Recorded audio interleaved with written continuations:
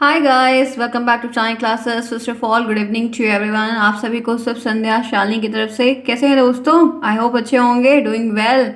अच्छे से करिए, हर एक चीज़ को पढ़िए। टाइम कम है, इस बात को ध्यान रखिएगा क्योंकि टीचिंग लगना स्टार्ट हो चुकी है सभी की, ऑलमोस्ट हर जगह पे अलग अलग टाइम पे।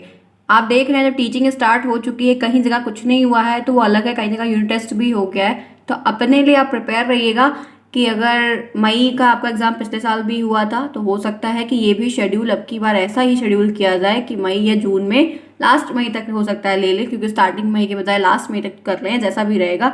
लेकिन ये है कि ये वाला जो सेकेंड सेमेस्टर थर्ड सेमेस्टर का आपको टाइम ड्यूरेशन मिलेगा वो आपको उम्मीद के हिसाब से कम मिलने वाला है। आप ये बात जान रहे हैं खुद भी। तो टाइम तो बहुत नहीं बचा हुआ है। 8 सब्जेक्ट है जिसमें मैथ और संस्कृत ऑल्सो इंक्लूडेड है। सो फ्रेंड्स, टाइम पर आइए, क्लास को अटेंड करिए। आपकी पंचुअलिटी के बेस पे आपकी क्लास को मैं बढ़ाऊंगी, कार्य को करूंगी, लेकिन आपकी पंचुअलिटी मुझे दिखनी चाहिए, वो आप पे डिपेंड करता है। तो कोशिश करिए कि टाइम पर आइए, पढ़िए, देखिए, सीखिए। कोई प्रॉब्लम होती है तो कमेंट बॉक्स में पूछिए, जैसा आप पूछते हैं। 2 सेमेस्टर हमने किया है, बाकी 2 और करने हैं। तो फ्रेंड्स, अच्छे से मिलकर करेंगे तो आसानी से कर ले जाएंगे और चीज़ें भी हमारी कवर हो जाएंगी। आइए बात करते हैं आज के टॉपिक पे। मैं यहाँ पे आपको सोशल साइंस की फिर क्लास लेकर आई हूँ। रीज़न, आपको मैंने एक युद्ध को छेड़ा था तो उस युद्ध को पूरा खत्म करते हैं कि क्या क्या चीज़ें हुई थी, ताकि हम एक अरेंज वे में पढ़ते चलें कि इसके बाद ये, इसके बाद ये, तो वो हमारे लिए ज़्यादा प्रेफरेबल होगा। आप जुड़े हैं शालिनी के साथ। लाइक शेयर सब्सक्राइब बिल्कुल ना भूलें। कोई प्रॉब्लम होती है तो पूछिए कमेंट बॉक्स में। आज हम बात करेंगे पानीपत के तीसरे युद्ध के बारे में। जैसे हमने पहला डिस्कस किया, दूसरा डिस्कस किया, आज तीसरा डिस्कस करेंगे, फिर बढ़ेंगे नेक्स्ट की तरफ। आज की जो लड़ाई है इनके बारे में जानते हैं कि जब 2 युद्ध हो गया तो ऐसी भी क्या लड़ाई चल रही थी कि तीसरा युद्ध भी करना पड़ा। आखिर क्या ऐसी नौबत आ गई जो तीसरा युद्ध भी रचा गया। अब इनके बारे में फुल डिटेल में जानेंगे। चलिए देखिए, मैंने हमेशा हर पढ़ाते समय टाइप के प्रश्न बताया कि कैसा बन रहा है। आपको भी एक एजम्पशन लग चुका है क्योंकि आपने 2 पेपर दे के एक्सपीरियंस ले लिया है। पानीपत की तीसरी लड़ाई जो कि 1761 ईस्वी के पास में उस दौरान हुई थी। इनका पृष्ठभूमि क्या है वो समझते हैं। औरंगजेब की मृत्यु के पश्चात, औरंगजेब की मृत्यु के बाद उत्तर भारत में राजनीतिक शून्यता की स्थिति पैदा होगी। जो राजनीतिक एक कंडीशन दिखती है, माहौल दिखता है, वो एक मतलब नेग्लिजिबल हो गया था, जीरो हो गया था, खत्म होता दिख रहा था। मुगल बादशाह अपनी स्थिति को मजबूत करने का प्रयास कर रहे थे और उसी समय के दौरान जो मुगल शासक थे, मुगल राजा थे, उनकी जो स्टेबिलिटी थोड़ी कमज़ोर थी कहीं ना कहीं, वो उस पर कार्य करके उसको मजबूत करना चाहते थे। लेकिन अब इतना आसान तो है नहीं किसी चीज़ के वर्चस्व को एकदम ख़त्म करके आप उसकी जगह जाओ। लेकिन वे मुग़ल अमीरों की कठपुतली बनकर रह गए। लेकिन क्या हुआ कि मुग़ल बादशाह जो मुग़ल अमीर थे, काफ़ी ज़्यादा बहुत बड़े बड़े हो गए कि इतना लूटपाट हो चुकी थी, इतना राज्य का विस्तार हो चुका था, इतना धन उनके पास हो चुका था, जिसकी वजह से फिर वो कठपुतली ही कहीं नजर आए दास दासी के रूप में। ऐसे में मराठे दिल्ली पर कब्जा करने का ख्वाब लेने लगे थे। मराठा दिल्ली पर पूरा कब्जा करने का उनके मन में एकदम वशीभूत हो गए थे। लेकिन अंततः बात तक ये देखा गया कि उन्हें आदम अहमद शाह अब्दाली की ओर से चुनौती मिल गई। अहमद शाह अब्दाली की ओर से चुनौती उनको अंतोगत्वा मिल ही गई, क्योंकि इतना आसान नहीं था उस चीज़ पर जाकर पूरा कब्जा करके अपने वर्चस्व के परचम को लहराना। तो उसके लिए एक न हर बार रोड़ा कोई ना कोई खड़ा ही होता था। पानीपत का तीसरा युद्ध अहमद शाह अब्दाली और मराठा के बीच हुआ था, जो कि इसके ऊपर अर्जुन कपूर और संजय दत्त की एक मूवी भी बनी हुई है। तो अगर ये टॉपिक आपको आज पढ़ने के बाद नहीं समझ में आ रही बहुत सारी चीज़ें, तो आप वो मूवी भी देख सकते हैं। 2-2.5 घंटे की मूवी है, बोरिंग नहीं है, ठीक ही ठाक है। जैसे मोहन जोदड़ो के बारे में जो आपने पढ़ा है, मोहन जोदड़ो ने ऋतिक रोशन ने एक मूवी बनाई थी, वो भी अच्छी मूवी थी, तो आप उसको भी देख सकते हो। ठीक है, थोड़ी थोड़ी बातें आपको पता चलेंगी, लेकिन ये जो लड़ाई वाली है ये पूरी समझ में आती है। तो ये पानीपत का जो तीसरा युद्ध हुआ था वो किसके बीच हुआ था, आपको ऑब्जेक्टिव में या आपको अति लघु उत्तरी में देखने को मिल सकता है। तो ये अहमद शाह अब्दाली और मराठा के बीच हुआ था। ठीक, ध्यान रखिएगा। इस युद्ध में मराठा को पराजय का सामना करना पड़ा था। मराठा इसमें हार गए थे, अहमद शाह अब्दाली से वो पराजित हो गए थे। पानीपत का तीसरा युद्ध 18वीं सदी के आसपास में सबसे भयानक युद्ध में से एक है, क्योंकि ये 18th सेंचुरी का जब टाइम ड्यूरेशन चल रहा था तब ये लड़ाई का युद्ध वहां पर उस समय छिड़ा था। और भारत के इतिहास में इस युद्ध को सबसे भयानक और सबसे बर्बर भी कहा जाता है। भयानक और एकदम भयावह बर्बर इसलिए कहा जाता है क्योंकि इस युद्ध में सबसे अधिक सैनिकों की हत्या हुई थी। जो सैनिक होते हैं वो मजबूरी बस उनको जाना रहता है। यही चीज़ एक देखने को बाधा मिलती है कि जो हारा जीता हुआ या उनको बंदी बना लिया गया राजा लोगों को या जो भी रहा, लेकिन जो सैनिक है उनका एक कह सकते हैं कि बहुत ज़्यादा ही देखने को मिला, निर्दोष ही मारे जाते हैं बेचारे। इस युद्ध के पहले आक्रमण में, जो ये पहला युद्ध का जो पहला आक्रमण हुआ था, मराठाओं को विजय मिली। ठीक है, क्योंकि वह मराठे थे, युद्ध 1 दिन 2 दिन 3 दिन ऐसे टाइप से था, एक दिन लगातार नहीं था, आधे आधे लोग मर रहे थे, बारी बारी लोग जा रहे थे। तो ये जब युद्ध चल रहा था तो इस युद्ध के पहले आक्रमण में जो पहली बारी का अटैक हुआ उसमें मराठा को विजय मिली। ठीक है, पहले मराठा जीते, लेकिन विश्वास राव की हत्या हो गई थी। अब ये सब उन्हीं में से थे। अभी आपको मैं बताऊं विश्वास राव कौन है, बाकी बाकी चीज़ें, तो ये संबंधित प्रश्न आपके पेपर में नहीं आएगा, इसलिए मैं भी आपको डिस्कस नहीं करूंगी। मैं मुद्दा जो युद्ध का छिड़ा गया है उस पर बातें करके आपको सारी बातें बताऊंगी कि कब लड़ा गया, क्यों लड़ा गया, कारण क्या था, क्योंकि लिखने को आ जाएगा कि पानीपत के युद्ध का कारण बताइए, कोई 2 कारण बताइए, तो आप ऐसे संबंधित उस युद्ध से संबंधित प्रश्न कर पाएँ, इसलिए उसके इर्द गिर्द बातें मैं आपको ज़रूर बताऊंगी। ठीक है, आगे बढ़ते हैं। इसके बाद क्या हुआ, फिर भी भयानक युद्ध हुआ, भयंकर युद्ध हुआ और उसमें सदाशिवराव भी मारे गए। ठीक है, विश्वास राव भी मारे गए और सदाशिवराव भी मारे गए। 2 प्रमुख के मारे जाने के कारण मराठाओं का साहस दम तोड़ दिया। जब इनके 2 अपने चाहने वाले बड़े बड़े सेना नायक सेनापति जब मारे गए और उन्होंने फिर एक बल जब बड़ा लूज हो जाए, जब बड़े को हम खो दें तो हमारी शक्ति चाहे कितना भी धन हो कहीं ना कहीं छीड़ हो जाती है, मन टूट जाए, क्योंकि मन के हारे हार है, मन के जीते जीत। मन ही सब कुछ है, बाकी कुछ नहीं है। तो मन जब हार गया तो वो कहीं ना कहीं उनका दम एकदम से तोड़ दिया था और फिर अंत में मराठाओं की बुरी तरह से पराजय हो गई, लेकिन बहुत बहुत गंदी तरीके से पराजय हुई उस युद्ध में। और इस युद्ध के बाद मराठाओं का उत्तर भारत में से पकड़ उखाड़ दी गई, पूरा हटा दिया गया। उत्तर भारत में जो उनका परचम इतना लहराया था वो पूरी तरीके से जड़ से उखाड़ कर फेंक दिया गया। पूरे समूचे महाराष्ट्र में निराशा फैल गई, पूरा महाराष्ट्र एकदम रोने के ऊपर उत्तर पे आया, रोने लगा, क्योंकि सब खराब हो गया। और इस युद्ध में मराठा के इतने भयानक हार होने के कारण माने गए, उन कारणों में एक महत्वपूर्ण कारण ये था कि मराठा सरदार ने अपनी तालमेल की भारी कमी और वैचारिक मतभेद को माना गया था। अब मैं आपको इसकी पूरी स्टोरी बता देती हूँ, ये तो किताब की बात है जो आपको लिखनी है वहाँ पर पेपर में। पूरी बात मैं आपको बताऊं, हुआ क्या था एक्चुअल में जब ये लोग लड़ने जा रहे थे। ठीक है, उसमें क्या हुआ था कि जब कोई बड़ा युद्ध होने जाता है तो जो छोटे छोटे प्रांत है, जो छोटे छोटे राजा रजवाड़ा लोग हैं, राजा हैं, रजवाड़ा लोग कहते हैं उनको, इनका जो प्रांत था, अब इनके पास इतना बड़ा युद्ध, इतना विशाल, क्योंकि अहमद शाह अब्दाली बहुत बड़ा विशाल सेना नायक था, उसके पास सेना की टुकड़ियां भी बहुत ज़्यादा थी मराठाओं के कंपेरेटिव। अभी मराठा करें कैसे, या तो उसके अधीन हो जाएं, वो एक जगह की लड़ाई हो रही थी इसको कब्जा करने की, क्योंकि ये चाहता था कि हमको उधर के एरिया को पूरा दे दिया, लेकिन मराठा उसको छोड़ नहीं रहे थे, क्योंकि वो उनका बॉर्न बॉटम वहाँ पर हुआ था, पैदा हुए थे, जिसकी वजह से ये युद्ध और विशाल भी बन गया। अब जब जा रहे हैं ये लोग तो इनको सेना चाहिए, जाहिर सी बात है फ्रेंड्स, कोई लड़ने जा रहा है तो उसको सेना चाहिए ना, लड़ेगा कैसे, तो इनको सेना चाहिए थी। तो इनके पास सेना इनकी जितनी थी उतनी थी, लेकिन कम कम थी उससे लड़ने के लिए, तो इनको सेना चाहिए थी। खाना खाने के लिए इनको अनाज वगैरह चाहिए था। तो अब इतना अनाज, इतने लोगों का अनाज इकट्ठा करना आसान बात थोड़ी है।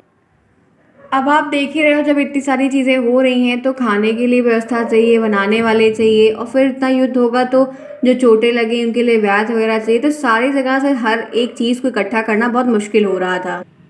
उस दौरान पता है क्या हुआ था कि जैसे जैसे जो राजा मराठाओं में जो लोग थे, ये मराठा का जिसका जिसका जैसे संबंध है, किसी भी तरीके से संबंध है, कोई किसी की पत्नी वहाँ से आई है या कुछ भी रहा है, या ये बड़े होने के नाते ये हर तरीके से अपनी एक विशाल सेना इकट्ठी कर रहे थे। 1 महीने पहले से अपनी सेना जब इकट्ठित कर रहे थे तो लोगों के सामने, लोगों को क्या था कि मेरा पूरा राज्यपाट खत्म हो जाएगा, मेरा शासन खत्म हो जाएगा, हमें क्या मिलेगा, ये हमारे ऊपर तब भी राज करेंगे। तो सबको कहीं ना कहीं फिर ये कहा गया कि अच्छा आपको ये औदी दी जाएगी, इसके बदले इसको ये पद दिया जाएगा, आपको इतने ये दिए जाएंगे, वो दिए जाएंगे, ऐसे करके मनाया गया, क्योंकि सब मान नहीं रहे, क्योंकि अहमद शाह अब्दाली इतना बड़ा था कि कोई लड़ने को उससे तैयार नहीं था। लेकिन क्या हुआ था कि रानी लोगों ने भी, कुछ रिश्ते थे उनके, रानी लोगों ने तय की, कुछ राजा लोगों का था, उन लोगों ने जाके कई रियासतों में बात की, प्रजा को तैयार किया, जनता को तैयार किया, युद्धों के लिए सबको तैयार किया, सिखाया सबको, कि बहुत नहीं आती थी। अब ये सारी बातें तय हो गई, ठीक। सबका सबकी सहमति के साथ सबको बहुत मनाया गया। लोग नहीं मान रहे थे, बहुत राजा लोग कह रहे थे कि मेरा क्या जाएगा, मेरा नुकसान हो जाएगा, मेरे सैनिक मारे जाएंगे, मेरा सब कुछ वेस्ट हो जाएगा, क्या मिलेगा। तो बहुत सारे लोगों ने मना भी कर दिया था, जिनके पास बहुत छोटे छोटे थे वो मना कर दिए थे। लेकिन जो बड़े बड़े नायक थे, अलग अलग उत्तर से दक्षिण से, यहाँ से वहाँ से, उन सबको बुलाया गया और सबको यूनाइट करने का इनकी रणनीति थी कि हम सबको जो है प्रस्ताव भेजेंगे और सबको बुलाएंगे कि सब लोग एकता के साथ जाके लड़े, हिंदुत्व के नाम पर लड़े। तो कहीं कहीं ना कहीं इस तरीके से ये लड़ाई लड़ी गई थी। लेकिन क्या हुआ था कि जब ये लड़ने के लिए चूक करके, मतलब चूक नहीं, कूच करके निकल गए, ठीक है। अब ये सारी औरतें भी बहुत सारी गई हुई, तो ये लोग जब वहां से निकल गए, युद्ध के लिए गए, तो जब अलग अलग जगह पे जैसे जिसका प्रांत पड़ता था, जैसे हम एक साथ फ्रेंड्स निकलते हैं तो जिसका जहाँ पे घर पड़ता था वो पिक कर लेते हैं ना, उसी तरीके से ये भी था कि ये लड़ते गए, आगे जाते गए, जो जहाँ पर आता गया, यहाँ पर कोई राजा मिला तो उसको अपने में शामिल कर लिए, यहाँ पर कोई मिला उसको शामिल कर लिए, यहाँ पर कोई मिला उसको शामिल कर लिए। तो ऐसे ये शामिल करते हुए बढ़ रहे। ये इस तरह से इनका कार्यक्रम बढ़ता जा रहा था, इनकी सेना बड़ी होती जा रही थी, तो उस समय अच्छा लग रहा था सब कुछ था। लेकिन कुछ राजा ऐसे थे, एक दो राजा का कांड ऐसा देखने को मिला था। एक का मेनली, वो मुझे नाम नहीं याद आ रहा है किधर का था, वो धोखेबाज निकल गया। उस बंदे ने हाँ तो इधर भर दी इन मराठाओं के साथ में कि हाँ हम आपके साथ में हैं और आपके साथ चल के लड़ेंगे करेंगे। लेकिन ये बंदा जो है डर के मारे और या जैसा भी रहा होगा वो जाके दूसरी पार्टी में मिल गया। और जब वो वहां पर लड़ने के लिए पहुंचे, जब दोनों जो है टीम, मतलब मराठा की इधर और अहमद शाह अब्दाली की उस साइड, ये दोनों जब आमने सामने हुआ तो वो बंदा उनकी साइड खड़ा हुआ दिखा, जिसकी वजह से उसके पास बहुत ज़्यादा जो है तोपें वगैरह बहुत थी और कुछ ऐसे नई नई टेक्नोलॉजी की चीज़ें थी जिनसे काफ़ी दिक्कत हुई। और इनका कहीं ना कहीं पहला धोखा तो इनको वहीं पर मिल गया था। और फिर इनके दो बड़े बड़े अपने अच्छे जो सेनानायक थे, सेनापति थे कहलाएंगे, रणनीतिक थे, उनकी मृत्यु भी हो गई। इस तरह से इनको धोखा भी मिला। तो ये सब कहीं ना कहीं बहुत सारे रीजंस देखने को मिले, जिसकी वजह से ये मराठा नहीं तो बहुत शक्तिशाली थे, लेकिन उसके बावजूद भी मराठा को बहुत हार खानी पड़ी, हार गए एक प्रकार से। औरतें फिर जौहर वगैरह भी कर ली थी, बहुत सारी औरतें खुद भी मर गई, अपने आप को मार दिया था, क्या ही कर सकते हैं। उसके आगे झुकने से अच्छा था कि राजा राजा की जो पत्नियां थी वो खुद को मार देती थी। तो ये सारा सीन जो है उस समय देखने को हुआ था और सबसे बेकार युद्ध एक प्रकार से ये भी कहलाया, क्योंकि इसमें औरतें भी गई हुई थी, बच्चे भी बहुत सारे वहाँ पर हुए थे, कुछ ऐसे सीन हुआ था देखने को मिला था। तो वो काफ़ी बेकार युद्ध कहलाया एक प्रकार से, क्योंकि जिस निर्दोष लोग ज़्यादा मारे गए थे इसमें, ठीक है। ये सारी चीज़ें हैं, आगे चलते हैं देखते हैं। पानीपत का तीसरा युद्ध मराठा शासकों के लिए बहुत ज़्यादा ही महत्वपूर्ण था। हालांकि युद्ध में मराठा की बुरी तरह से हार हो गई थी, और इतना ही नहीं, यह हार इतिहास में मराठा की सबसे बड़ी हार थी। मराठाओं ने इतने सारे युद्ध लड़े थे, बहुत सारे युद्ध लड़े थे, लेकिन जितना भयानक तरीके से इसमें हारे थे, इसमें सब कुछ खत्म हो गया एकदम। मराठाओं का वर्चस्व जड़ से उठाड़ फेंक दिया उनको, और उत्तर भारत में पकड़ फिर समाप्त हो गई। युद्ध के बाद उनकी शक्ति एकदम कम, धीरे धीरे कम होती होती एकदम खत्म हो गई, और उसे कोई उद्देश्य में फिर बदलाव वगैरह कुछ भी नहीं हुआ। और युद्ध के बाद वे अधिक संगठित हुए। फिर बाद में जो लोग बचे थे, क्योंकि बहुत जो बड़े बड़े थे वो यहीं पर थे, जो लोग युद्ध में नहीं गए थे, फिर वो लोग कैसे भी करके जिए खाए रही, फिर अपना फिर धीरे धीरे करके फिर बाद में मतलब सर्वाइव किए जो भी बचे थे, लेकिन अधीन ही रहे, डर के रहे, वही बहुत ज़्यादा खुलकर नहीं, वो जो राजा वाली फीलिंग्स इरादा था वो सब कुछ समाप्त हो चुका था। अब आइए बात कर रहे हैं कि ये तो पूरी बातें थी, कुछ मुद्दे जो लड़ाई के कारण मेन है, जो तो आप कॉपी में लिख पाओ, उनसे संबंधित बातें करते हैं। आई होप इतनी बातें आपको स्टोरी के रूप में समझ में आएगी। जब कभी भी हम स्टोरी को, हिस्ट्री के सेक्शंस को, युद्ध को स्टोरी के रूप में देखते हैं तो हमें ज़्यादा याद रहता है, सही है ना। चलिए, अफगानी लुटेरा अहमद शाह अब्दाली, अफगान का ये लुटेरा था, दुष्ट कहीं का, ठीक है। रोकने के लिए मराठा ने यह युद्ध लड़ा था, मगर मराठा के सरदारों में आपसी तालमेल, क्योंकि जो सरदार मराठा के जो अलग अलग प्रांतों के थे वो मिलनसार नहीं थे, वो उनको आप सबको अपना अपना लगा था कि मेरा खराब हो जाएगा मुझको क्या मिलेगा, इनकी शक्तिशाली हो जाएंगे तो ये मेरे ऊपर राज करेंगे, क्योंकि फिर एकता नहीं थी ना उस समय भी, एकता को देखने को अच्छी नहीं, जैसे आज नहीं है वैसे नहीं थी। इन्हीं के कारण उन्हें पराजय का सामना करना पड़ा था। मराठाओं के लिए यह मराठा इतिहास की सबसे बड़ी, सबसे बेकार पराजय हुई थी। 1759 से लेकर 60 में मराठाओं ने पंजाब पर अपनी शासन की स्थापना कर ली थी, पंजाब पर कब्जा कर लिए थे, पूरी तरीके से स्थापित हो गए थे। और इसके बाद अफगानी लुटेरा अहमद शाह अब्दाली का पंजाब पर आक्रमण हुआ, क्योंकि ये पंजाब उसको अच्छा लग गया था और ये दुष्ट वहाँ पर अपनी निगाह गाड़े बैठा हुआ था, तो इसको वहाँ पर कब्जा करना था। इसने युद्ध के लिए इसने ललकारा, नहीं तो कहा मेरे अधीन हो जाओ या मुझे दे दो वो हिस्सा। तो ऐसी बात को लेकर जब हुआ कि आसानी से देने वाले नहीं थे, क्योंकि मराठा कहला रहे थे ना, तो कैसे दे सकते हैं किसी को।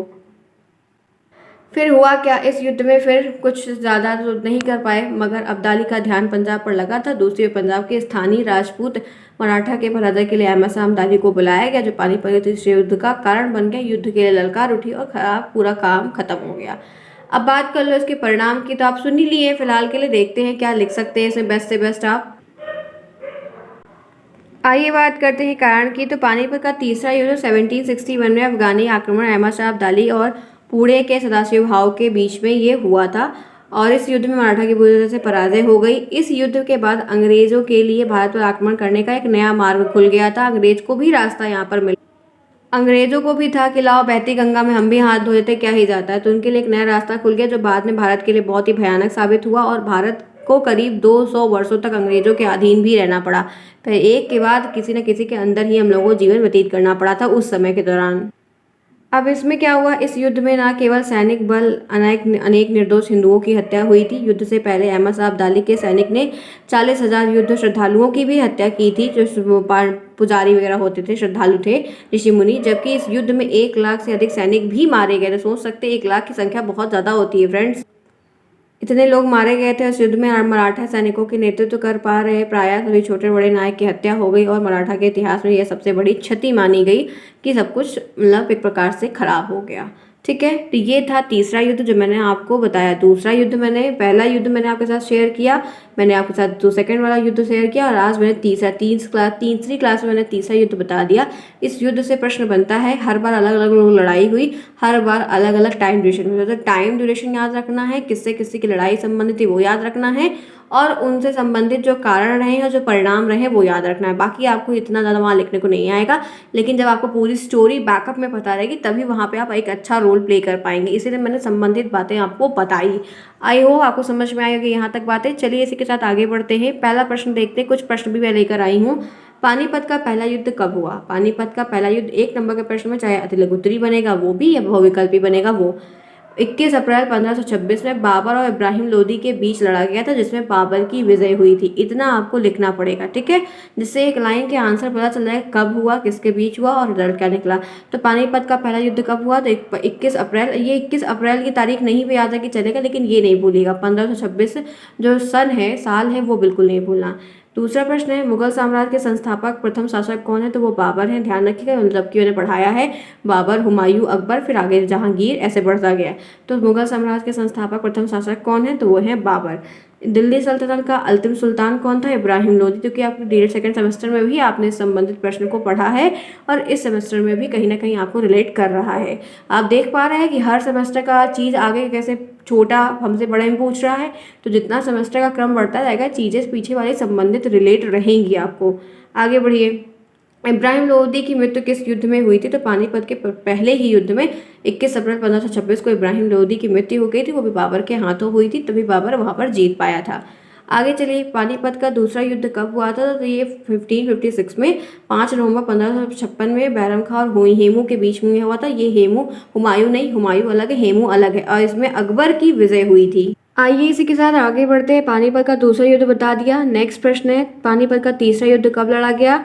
14 जनवरी 1761 में मराठा और अहमद शाह अब्दाली के बीच में लड़ा गया, और अहमद शाह अब्दाली की विजय हुई। ऐसे आपको भी 1 नंबर में लिखना है, जिसमें तारीख किसके बीच, और ये पूरा आंसर एक में ही हो जाना चाहिए। ये बेस्ट वे है आंसर्स को रिप्रेजेंट करने का, कि पूरी बात क्लियर से ये होगा कि हाँ बच्चे को ये बात जानकारी है।